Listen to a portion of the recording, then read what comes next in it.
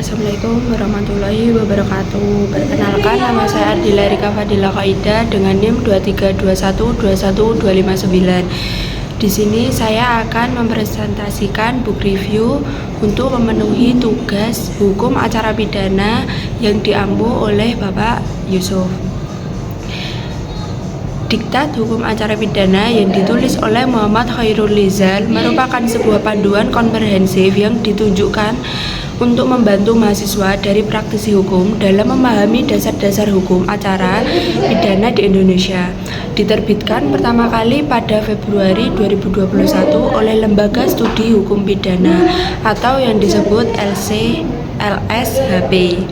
Diktat ini fokus pada Kitab Undang-Undang Hukum Acara Pidana atau yang disebut KUHP dan dilengkapi dengan berbagai referensi hukum serta putusan Mahkamah Konstitusi yang relevan. Dalam diktat ini, penulis memulai menjelaskan dengan definisi hukum acara pidana yang merupakan seperangkat aturan yang mengatur proses penegakan hukum pidana, mulai dari penyidikan hingga pengadilan. Penulis ini juga menguraikan tujuan dari hukum acara pidana, yaitu untuk mencari kebenaran, menegakkan keadilan, dan memberikan kepastian hukum bagi semua pihak yang terlibat dalam proses hukum. Selain itu, diktat ini mendefinisikan berbagai sumber hukum yang menjadi dasar hukum acara pidana, termasuk konstitusi dan undang-undang yang berlaku.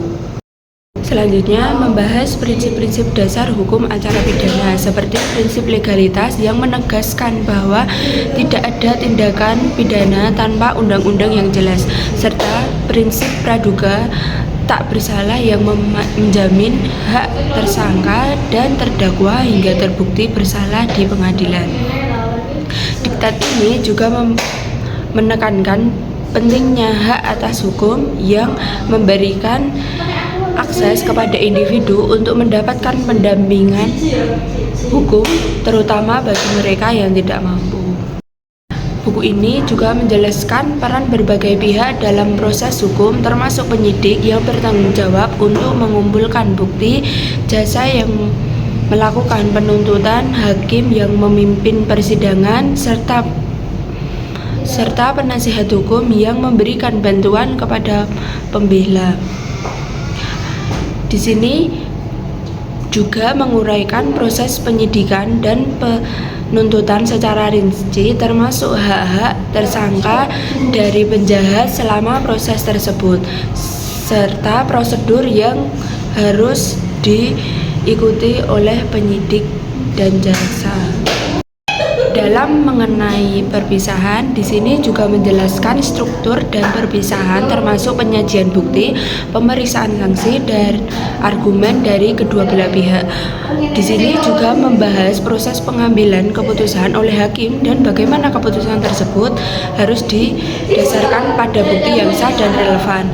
Selain itu, diktat ini juga menjelaskan berbagai jenis keputusan yang dapat diambil oleh pengadilan serta menjaminnya bagi terdakwa.